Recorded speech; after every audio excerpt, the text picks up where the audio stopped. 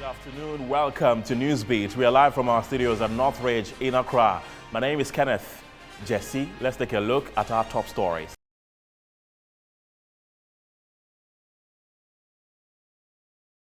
Following deadly attacks in Nigeria and Togo and reported sighting of suspected terrorists in Ghana over the weekend, what should government, religious leaders, and other stakeholders do differently to keep Ghanaians safe?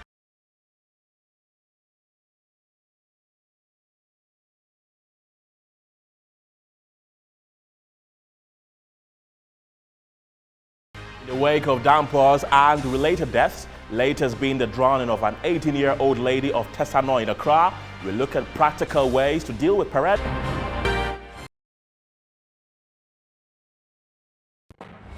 Due to the United Kingdom, where their Prime Minister Boris Johnson faces a confidence vote today after a growing number of lawmakers in the governing Conservative Party questioned the British leader's flagging authority over the Partygate scandal. Details are coming up shortly. Stay with us.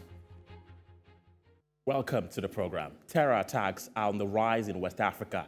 In the first quarter of 2022 alone, there were over 800 terrorist attacks, which resulted in the death of over 2,000 people in the sub-region. Over the weekend, at least 50 persons were killed in a massacre at a Catholic church in southwest Nigeria and another attack in Togo. What can political leaders, religious leaders, and other stakeholders in the sub-region do differently to enhance security? We'll be having a stakeholder conversation shortly, but before that, here's a desk report on recent threats of attacks in West Africa.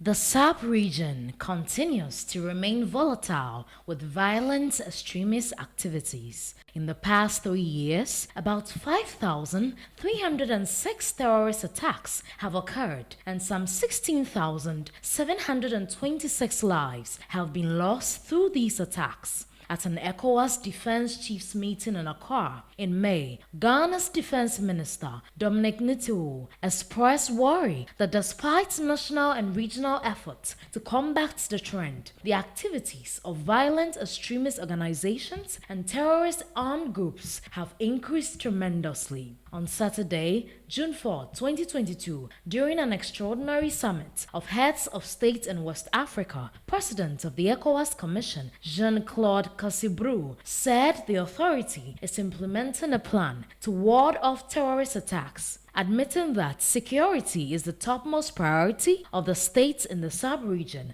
The president revealed all security apparatus in member countries are on high alert together to fight terrorism. It's an important plan which was approved in 2019, as I said, and which is being implemented. So I think because, as I indicated, it's important that we address the security issue.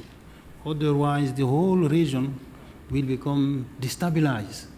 So this is why ECOWAS is taking this very seriously and working with all the security apparatus of all the member countries together to address the security challenges. So this is something that we are doing, and we are, as I said, working also with other organizations dealing with terrorist activities.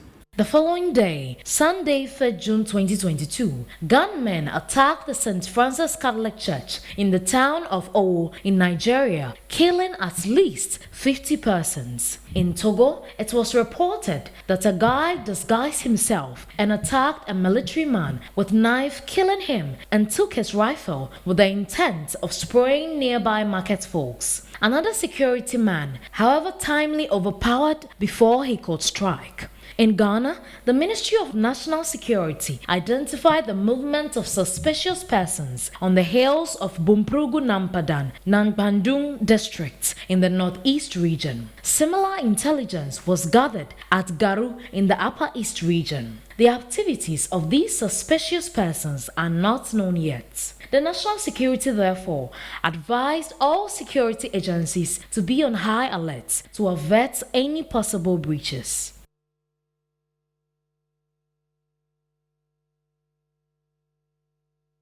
Joining me in the studio to tell us about government's position and plans on dealing with issues of terrorist invasion in Ghana is government spokesperson on governance and security, Pargrave Boachi Dankwa. Dr. Lawrence Tetteh is also the founder and president of the Worldwide Miracle Outreach. He will also feed us in on security of the Christian community. Gentlemen, good to have you in the studio. Let me start with you, Pargrave. What is government doing to ensure that these terrorists do not enter our country when it comes to our sea, our land and air borders? What is government doing? So very good afternoon to you, Kenneth, and to your viewers this afternoon. I believe that government prioritizes tourism very much at the counter-terrorism unit of the national security. There are 4 key indicators that we use to ensure that terrorist actions are brought to the barest minimum. We have what we call to prevent, to make sure that continually we are preventing the acts of terrorism coming into our country. We preempt, to make sure that we are entering into the mindset of terrorism, to be clearly understand where their actions are. We protect, to make sure that we are protecting our Ghanaian citizens. And then finally, we respond. In earlier weeks, the government launched the See Something, Say Something campaign, which is a citizen all-involvement act to ensure that all persons, if you see something untoward, you need to be able to say it by calling 999. We sympathize very much with persons that have been killed in Nigeria and in Togo, and our borders are very intact. We are making sure that surveillances that we are picking up, especially as we have picked up over the weekend in Garu, the northeast of the country, we've lifted up high surveillance security there. Our police and our military are there to make sure that the people of that community are safe. And clearly, you are aware that tourists would come into the country primarily because of our resources that we have, our gold, our bauxite, our iron, our oil, and our iron. And clearly, if you see that they are coming in, our goal is to ensure that continually we are engaging the citizens in this involvement. Right. I'll come to Dr. Lawrence Tetteh shortly, but let me ask you again, assuming that they've come in, do you think that police and other security should be provided for our places of worship, particularly the church, the mosque, as we saw in Nigeria? Over 50 persons lost their lives due to these terrorist attacks. So at the very beginning, we held consultative meetings with the Christian bodies in this country, and we did the same with the Islamic clerics as well. And the goal was to encourage them to put CCTV cameras in their churches and in their mosques and to beef up their security as well. Government on its part is ensuring that we are releasing patrols in the streets and at various vantage points. We're also securing all military installations in the country to ensure that any intelligence that we pick as to what is happening, we're able to avert all those incidents. Right. Let me come to you, Dr. Lawrence Tetteh. Why do you think the terrorists have targeted the church? Let me first and foremost say a very unreserved condolence to the lives that have been lost and their families. And of course, the fear that it puts that our prayers are with them in Nigeria. But coming back to your question, we have a collective responsibility. It is not for one man. As a matter of fact, the security services and agencies do not have the solution alone to this problem. We, the citizens, need a collective responsibility. If we can come together in a massive united front, we can help the security services to achieve it. Don't forget that every human being that enters into the country lives in the home or in the kiosk or stays close to somebody. So if we can see it and say it and be alert enough to be able to let the environment know that we've seen somebody strange, that is the safety. Whether we like it or not, it goes without saying that it doesn't work in a day. And so it is very likely that we have some of them already in town. That is why we need to be vigilant and be alert. And the church's responsibility is that we must get people aware of our environment. Right. I'll come back to you again, gentlemen, but let's bring you a live report where spaces where many persons converge, like churches, mosques, pubs, and markets, are considered prone to attacks. What robust measures ought to be put in place to keep people safe? Let's bring you a situational report from the Kaneshie market, where my colleague Kwabena Laboga is on standby. Hello, Laboja, welcome to the show. What more can you tell us from Kaneshie? Some of the security personnel here, and then they told us their bosses are not around to talk to us concerning some of these issues. And we actually engaged the public, and in fact, some of them have expressed that they are indeed scared because of the happenings in our neighboring countries. And in fact, they are saying they don't really know what is happening. And in some of them, their view, they think that a lot of education needs to be carried out so that most Ghanaians will be abreast with what is happening. So I have with me some few of them who I will be engaging quickly. And I have One here, but your friend was saying, Okay, me friend Nana Kwame. Nana Kwame. Okay, Nana Kwame. Yeah, we are basically engaging you about the security situation in the country, and I perceive a bisa say, Kaneshi market hano, a dina mpenifo edit to akwamu a mo ka kire mo say ebia bibi esia aso bi attack market na no bi be bombi ha mo betumi aye ama mo waji mo nkwa. Okay, the edi kan no no kore am say ye nyina de e koso no ya tete bi ye Togo ene Burkina ne nasefo ye hu ba bi bebre ya ye san krofo ya omo mpase wiase ebede ne ho ye hu san krofo no kwan a omo ye den e fa so na ye no kore me de metime aka se ya te bebre ye ni so da ho a se obi firi ba bi be ya de bi enye ne ye hwe ne ne ma na oye no ene Ghana street ne mmobra ne ade a ye betime atia police fo ne mpanfo na so ama se nipa no ya che no na de mbra o se de mbra de ne fa no na mbra no e de na fa entu bu sa me ai ho so no Nti unim nhihye a abandit to ho ema some of these things say bia BBC a wo betumi aye unim. Okay, media se de minim eni se fine se bibi AC a yanya de betime aya abo nyina eni se yenim se ampa bambofo e wo ho a omobo ye ho ban nanso yeso de ebe ye fam de kakra betime se we are saying mpanfo bu be ye se baakofo nsa entimi nkata nyankopon ani enti entimanfo no so no de na ye be ye a ye de beboa aban na ene sa security fo no se de be ya e beboa ama se BBC na se ebia security fo no bi ni wa yanya so ye betimi ayi sa nipa na ama ahoto betimi ayeden aba oman no mu enti de betimi kakra betimi aka ni se ye de chirade beto aban nanim. Right, let's come back to the studio and continue with Palgrave and Dr. Lawrence Tetteh. Gentlemen, once again, welcome. Palgrave, let me ask you, government launched a campaign, See Something, Say Something. How far with that? So the campaign really has been launched. It's been 3 weeks now. It's in partnership with the Ministry of Information, and the minister has deployed the ISD department to ensure that they go down to the local levels, have conversations with the MCs, DCs, local authorities in terms of chiefs, and then you call the 999. I'll just like to practically just put this record, because there are times that people claim that when they call, nobody picks up. So I'm dialing 999 over here, 999, and then I'm going to make a call, okay? It's just for us to be able to see how it works. You call 999, and then you will typically just tell people where you're calling from. Sometimes you don't even necessarily need to mention your name or where whoever you are. So let's wait and see. Hello, good afternoon. Good afternoon. My name is Palgrave Boachidanko. I'm the government spokesperson on governance and security. You are live on Metro TV. We are testing the line. Is this 999? Yes, please. This is 999. And this is the tourism unit. When we have issues, we see something, we say something on the unit. Yes, please. Who am I speaking with?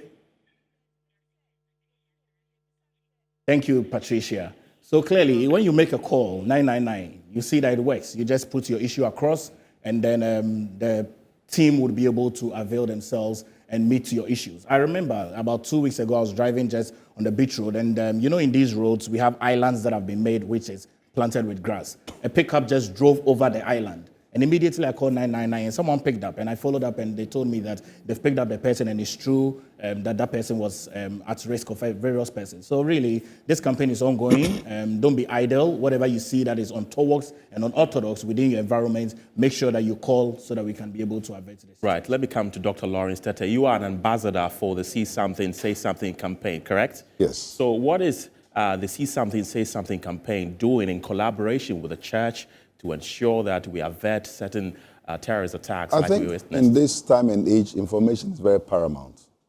If we understand our environment, then we'll be able to get ourselves properly informed. So the essence of the ambassadors is to be able to get people to understand it. I've always believed that we don't have to speak in jargons. There are a lot of people who don't even understand certain things. And so we advocate that even the messages must be punchy, must be catchy, must go to every language. People must understand within the nook and cranny of our community. Because remember, in most cases, we speak languages that are too heavy for the citizenry to understand. Remember, we just said that these issues will happen in Mokola, it will happen in Kaneshi market, it will happen in Saga market. So if we come to the local dialect and languages, then our people will understand the environment. Right. And the people that will be the best to inform the security agencies are the people on the ground there who can hear things most big men and women.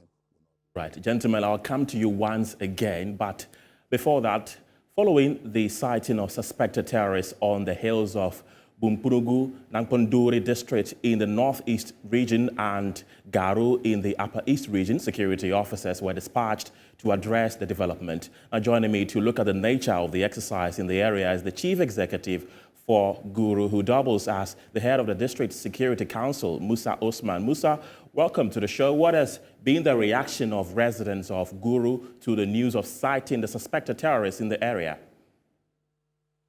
Good afternoon, Metro TV, and good afternoon to your cherished listeners. My name is Musa Osman. It's not Guru, it's Garu district. Garu district is very calm. People are going about their duties. It is farming season. People are tilling their lands. Others are taking care of their cattle and sheep. And commerce is also happening. And so as it stands now, the area is strictly calm. And everybody is going about their duties normally. What is it is that there has been an operation around our borders considering the insurgents in our neighboring countries. And so as a country, we have been bordering our countries with security. Of late, the surveillance has been heightened or increased.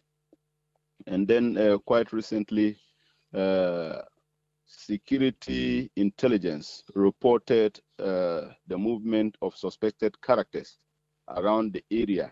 As you may know, there is a mountainous area bordering Garu and Napanduri and Bunkpurgu and also Togo. And then these areas also happen to be thickly forested. And so the suspicion is that these bandits are operating around or are working around these areas. Okay. And so, strictly speaking, security surveillance has been increased. Nonetheless, the place is quite calm. Nobody is panicking. We have had opportunity to educate our people to remain calm, but support the security. The motive is just report what you see. Okay. So that we can be secured and safe. All right. That is happening in Garo. Mr. Musa Osman, thank you very much for your time this afternoon. Gentlemen, let me come back to you once again, your departing words. And let's touch a bit on this one. Should we be worried? Well, I think that for us as a government, we have clearly told the Ghanaian people that we are in charge of the situation. This entire campaign is an alertness. We shouldn't be worried at all because we have picked up surveillance and we've picked up this intelligence. So clearly our eyes on the people that have entered within the upper east and even the northeast of the country. And we are supervising to make sure that nothing untoward happens to the citizens. So all persons should remain calm. Right. Dr. Lawrence Tetteh, your departing words. Certainly, it should not be a panic attack, but we should be aware of our environment. The scripture says knowledge is power. The amount of knowledge and information we have concerning this given situation will give us the authority and the mandate to be able to combat it. And remember, every one of us to be an ambassador, an envoy of peace, so we can get the nation back. Ghana has been recognized and accepted in the sub-region as an oasis and safe haven. We should not lose that. Please, what has happened to the sub-region should not happen to us in Ghana. It takes all of us. So I'm calling for a massive united front in a time like this for us to stay safe. Gentlemen, thank you very much for joining me this afternoon. Pagre Boachi Dankwa and Dr. Lawrence Tetteh. Grateful for your time once again. Very well. Congratulations. This is my father-in-law. How you guys put us together is strange. Thank you very much. Thank you once again. Now, after the break, we have a conversation with NADMO on the flooding situation in the country. Don't go anywhere.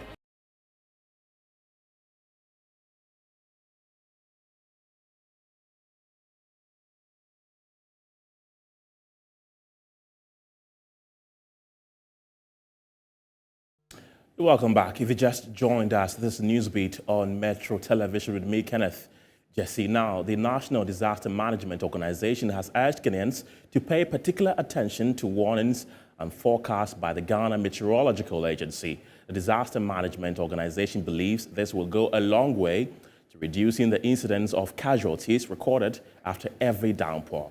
The statement from the organization comes after an 18-year-old girl died after she got trapped in a gutter at Tesano in Accra following a downpour on Sunday, June 5, 2022. The Ghana Meteorological Agency has predicted that more heavy rains will hit the southern part of the country before the end of June. Principal meteorologist with the Research and Applied Meteorology Directorate of the Ghana Meteo Agency, Nana Kufuor, said the phenomenon is likely to occur because the peak of the rainy season is approaching.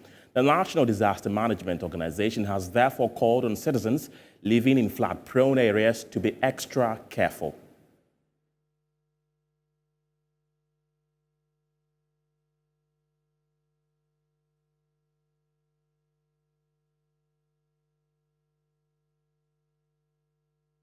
So I've been joined in the studio by the Communications Director of NADMO, George A.C., for more on this. Good afternoon, sir. Welcome to the show. Why do you think that a lot of people do not take the warnings being issued by the Ghana Meteo all the time? Yeah, thank you. Sorry, good afternoon to your viewers and yourself. In times past, they should forgive me, but most of the warnings and predictions have not been the case. But in recent times, we can acknowledge that whatever forecast they make, virtually come to pass. That's how come NADMO is now in partnership with Meteo on their daily forecast. Sometimes if they make 3 times forecast, they give it to us. So we relay to the people on the ground through our region and then district directors and then zonal officers. So yes, these days their forecasts are apt. That's why we urging Ghanaians to pay heed to that. Whenever it rains, almost the entire city gets flooded. Yeah. Can you tell us the flood-prone areas, particularly in this region? Accra, yes. Circle is one key. Sahara Adabraka is key. Nanakrum Ashalibuche is another point. ACP Junction, Pokresi is one. Hansonic, Dansoma. It's one. Glefe Dansoma is one place. Down First Lights to Kaneshi, we see it. And then the Teshinungwa Enclave, the Afariwa Farms, okay, those areas. Sakumono area, the Ramsey site is there. You get it. It's supposed to be a collection, a pool of the flood waters, but people have encroached on that. And that is also worsening the situation. So there are a lot of the Tesano area, the Equiapim range is down, the Adenta to Medina area, So these are Accra is virtually almost all the corridors. Yes, almost all, and that is the reason we are urging people to pay more attention.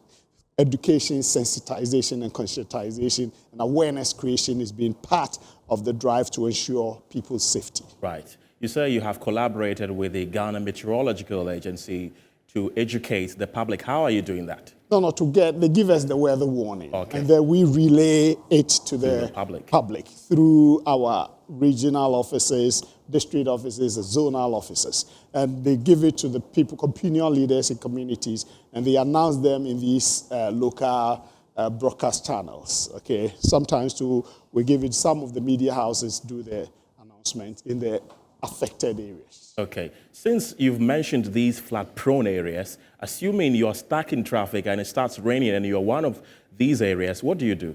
We advise that you find a safe place to park. We don't advise drivers to drive through the flood waters. We don't do that. You see your video, what we're seeing there. So the flood waters sometimes are swift beneath. And so, and driving, there's a friction between the tire and then the road.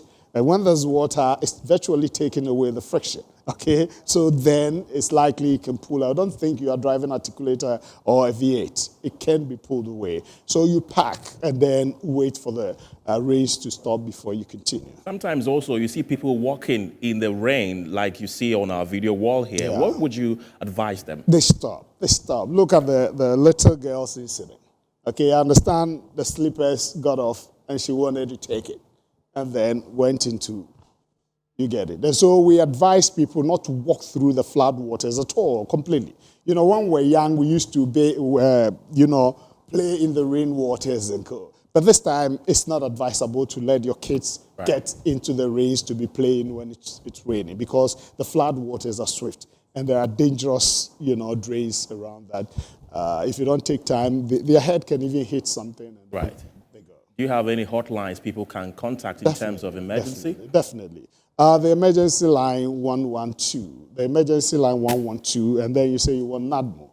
That's the National Emergency Line. Or you call 0302 964884. Take that again. 0302 964884. Right. It comes straight to our emergency operations center, and people will respond and dispatch the search and rescue team to be with you. Can you furnish us with a number of people who have died as a result of flooding this year so far? This year so far, as far as I think the last 2 weeks and then yesterday's one, I think 2, unless I make cross-verification to check. We had some in Kumasi and Co. If I get the data put together, I can give you the exact one. But the last 2 weeks and yesterday, 2 are gone. Okay. The first one was as a result of electrocution. We tell people to put off all their electrical. The TV is always there. You can watch it later after the rains. Okay, you sit watching TV and then the flood is coming into your rooms and your gadgets are on. It's not advisable. Put them off and then pull out the plugs. Otherwise, when it rises to that point, it's going to charge. And when you step in, you die. A 25-year-old lady died 2 weeks ago at Alajo. Right. Very unfortunate. So we plead with people to pay heed to the advice we bring. We are cooperating with the Metro one. Other general advice to let's pay heed to that. Right. Do you have any other proactive measures you've put in place, like let's say an application that people can download on their phones which can alert them? No, we engaged Vocacom, but it didn't move to its logical conclusion. Vocacom did that, engagement with the people of Okole Clote, and they started as a pilot program. Courtesy, we must commend the MP then, Zanetta Rawlings, partnered with them to do that. And NADMO wanted to engage and then maybe replicate them. But I can tell you the stage now, the initial thing was very engaging, but we couldn't pursue it to its logical conclusion. Right. But the Kole one was a good start. Okay. I saw a newspaper headline that in 1960, Accra flooded, and today, 2022, Accra keeps flooding. Do you have any long-term plan to avert these incidents of flooding in the near future? Government does. It's within the remit of government. Last, I watched a documentary about Japan and the flood situation way back, and then how they solved it. It took away about 90% of the challenge. London, Thames is in the middle of London, right? A prime minister came and challenged the engineers, and they took steps and did something. The government of Ghana says it's partnering the World Bank to do GARID project, Greater Accra Resilient Integrated Development Project. Fantastic. It's going to get us major storm drains in about 17 districts in Greater Accra. Fantastic. Right. $200 million. We pray that the funds is released and government may give counterpart funding to get the project underway. Right. It's one project that I personally and NADMO, we're excited about. Right. Mr. George Aisi, thank you very much for speaking to us this afternoon. Let's go to the presidency, where President Kufuor has commissioned mercury-free mining equipment acquired by government for small-scale miners across the country. This forms part of efforts to promote safe, sustainable and responsible mining in our communities. In recent times, to deal with illegal mining activities in red zones, many illegal miners have lost their illegal sources of livelihood. It is to provide legitimate alternative sources of livelihood for such persons that in October last year, I launched the National Alternative Employment and Livelihood Program to mitigate the unavoidable hardships that will be faced by illegal miners. The program is intended to provide good economic livelihood options to illegal mining and its associated activities, and to enable those it adversely impacted the opportunity to work and support legitimately themselves and their families. Excuse me.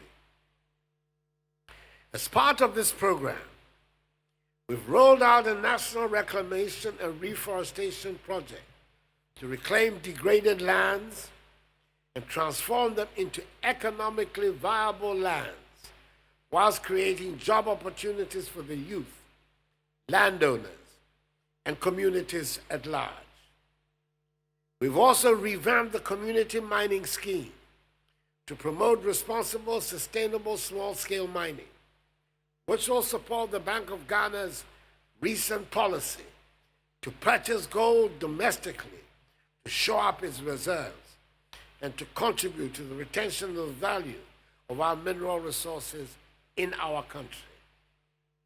This morning, we're witnessing another important milestone in small-scale mining and environmental sustainability: the commissioning of 100 mercury-free gold processing equipment, commonly referred to as gold kacha. For several communities along the Fantiakwa South District of the Eastern Region, water is a prized commodity. Illegal mining has polluted almost every water body in the area, leaving residents to trek many kilometers in search for this basic commodity. Our Eastern Regional correspondent Kufuor has the rest of the story. Dome, Jampomeni, and Achimhimine communities, the search for water has no end in sight. Though their lands are washed by rivers Brim, Densu, and Akersu, searching for the commodity is a Herculean task. Generations have depended on these sources for domestic use for years, but they no longer can. The rivers are heavily polluted by illegal mining now. Farming has also been affected. And some of the basis of the consul, Baba, not would dance and name wash it. Ya watch the yen so pa. I didn't know much. Go to phone us in soon. And it ye a million yen so yet, Bronusuha. Uncle yet in so, and so ya say soon. In Tammy be our Bronusuha see. Ya better take a chili and send your coboons and send your Benuadian. And tell me ya watch the yen pa. Company. Ya said your mind, no. Omotutu friend saying I'm now man fele na so twa amanfo fie se ne so timi buko wura ho no yes aban se onye hu bibi mfama e san se sisia no ye wa kire even efie protocol ye betumi de si Sudan no ye se ye twa ni nyina de ma good voice. Assembly member for Ashiakoso electoral area and his unit committee members have fought people who destroy the environment but to no avail. No way you can get it. As we speak now, if I take you through the course of the river, you realize the place it used to be, that is not where you find it today. You find it in a different place altogether. They have diverted it. They will bring it here. Another time you go thinking that it is here, they have diverted it to another place again. You put this water in a water tanker, which carries water to people. Then it means you cannot use the water tanker to supply clean water to people again. Government is worried about increase in teenage pregnancy due to illegal mining activities. Are faced with the challenge of illegal mining christened Galamsey. These activities and the situation is militating against the socio-economic development of the affected areas. For instance, looking at the state of agriculture and the way our farms are being destroyed by illegal miners, while school children are dropping out of school just to engage in these illegal mining activities. Let's talk about COVID, because the Ghana Health Service is urging all citizens to get vaccinated as COVID-19 cases surge again. The service is worried efforts to clamp down on the disease will be nil as some Ghanaians are unwilling to vaccinate. According to the Director of Public Health at the Ghana Health Service, Dr. Franklin Esiedu-Bakwin, the latest data shows that about 300 cases, which confirms that the virus is not totally out of the system and that COVID-19 cases have risen over the past 2 weeks. Dr. Bakwin also added that there is a current trend of flu going around, causing a number of people to cough and sneeze, which most of the test results come out as either that or COVID-19. Citizens are advised to be on their guard. It's now time for business, and Winston Tetteh is standing by with the latest. Winston, take us away. Thank you, Ken. We'll be right back after this.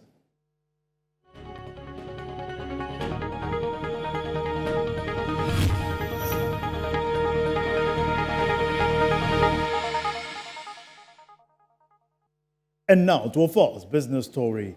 Government finally achieves a target of T-bills auctioning as it registered 1.395 billion in sales and nearly 14% over subscription. The government finally sold a little above the target for its treasury bills auctioning following months of undersubscriptions. After Friday's June 3, 2022's auctioning, the government secured 1.395 billion Ghana cedis from the sale of the 91-day and 182-day treasury bills, nearly 14% over subscription. However, this came at a higher cost in order to achieve the target of 1.22 billion Ghana cedis. But it was a necessary evil in order to attract the local investors, largely commercial banks. According to the auctioning result, the 3-month bill was the financial instrument highly patronized, but at an interest cost of 22.57%. The 1.2 billion Ghana cedis was mobilized from the sale of the short-term instrument. On the other hand, 172.9 million Ghana cedis was secured from the 182-day T-bills, but at an interest rate of 24.41%. Interest rates have surpassed the 20% mark to reflect the recent increases in the monetary policy rate by the Bank of Ghana. However, some banks will lend to individuals and businesses at high rate of 32% per annum, depending on the risk profile of the clients. Now, away from that, for decades, economic diversification has been a policy priority for low and middle income economies. In an interview with Metro Business, the chief executive of Nasdaq Capital, Kenny Nwosu, says Ghana needs to adopt a comprehensive economy policy to deal with inflation. I know that we are facing very difficult economic circumstances globally. And we continue to do the same in Africa. And when we look at some of the recent, geopolitical tensions, that is not expected to, fade in the short term. So it's one we will have to deal with. But in terms of the context of looking at how that is impacting our environment and inflation, I have engaged with some of the key members of Ghana's economic team during their private sector days. But again, I think the focus should really be on how do we create more opportunities? How do we fund in terms of growing sectors and then diversify our economies? And then how can we really increase the employment base and bring younger people into employment? I think those are some of the key things from a general perspective that we also need to be focusing in as we try to tackle some of these issues around inflation and economic downturn.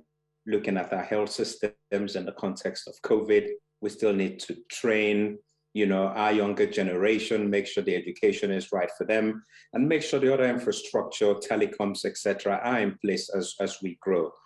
And again, manufacturing is critical in terms of value addition as we diversify, because there's a strong correlation with that, with development. So we think that those are critical areas, and hence we tend to focus on those. Numbering about 500 operating at the Flower border have petitioned against the removal from the customs parking lot 7 along the border town. The group appealed to the Trade and Industry Ministry to rescind the directive from the GRA Customs Division Aflao Sector Commander Assistant Commissioner Majid Amandi to the effect that The Lot 7 section of the parking lots has been allocated to OA Travels Limited. The group is also pleading with the ministry to intervene on the directive that any individual operating any form of trade on the Lot 7 should immediately take steps to quit the place before or on 7th June 2022. The group says the directive came to them as a shock since they have been trading around the area without any issues for decades now and do not have any other place to relocate should they be ejected from the place. The directive, they say, would have an adverse effect on their living conditions and those of their dependents, given that they depend entirely on trading activities around the Lot 7 for survival. The traders are calling on authorities to take a second look at their concerns by calling for a stakeholder engagement to address these impasses. Let's now bring you the latest update from the Forex and commodities market.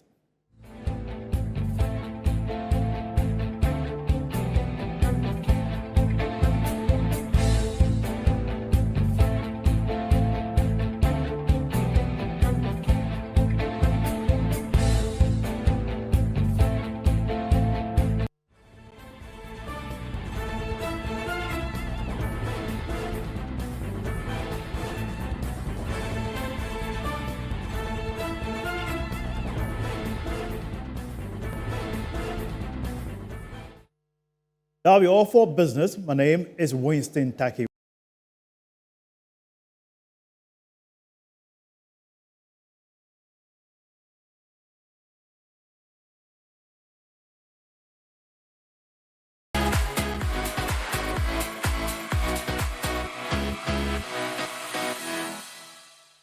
Member of Shatawale's SM for Life militant group, Captain, has revealed that his team leader, Shatawale, helped him discover himself in an attempt to create hit songs.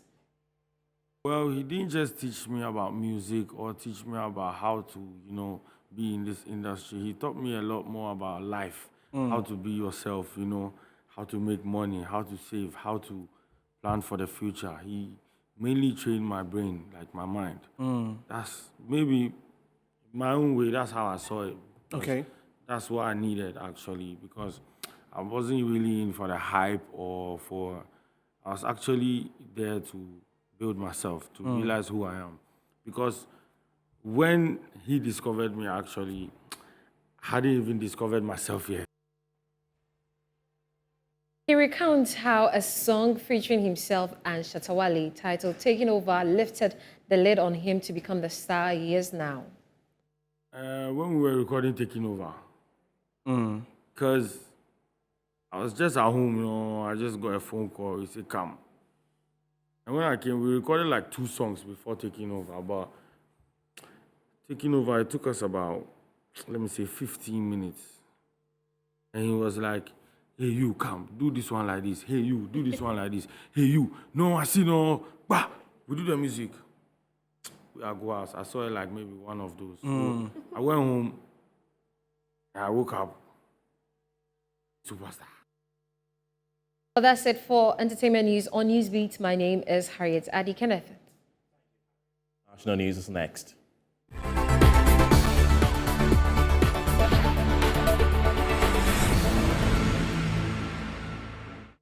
British Prime Minister Boris Johnson is facing a confidence vote today after a growing number of lawmakers in the governing Conservative Party questioned the British leader's flagging authority over the Partygate scandal.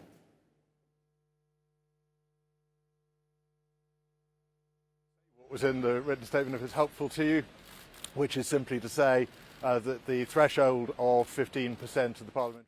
That's it for now, but before we go, a look again at our top stories.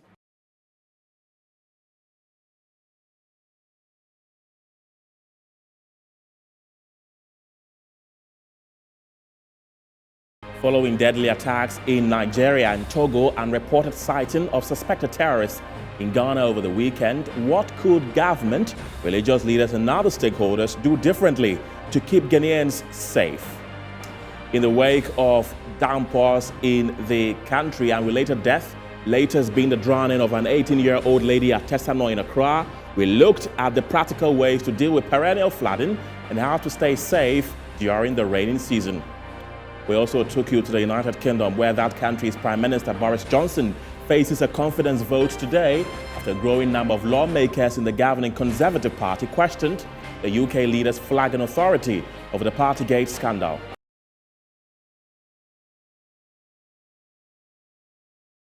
My name is Kenneth Jesse. Thanks for watching.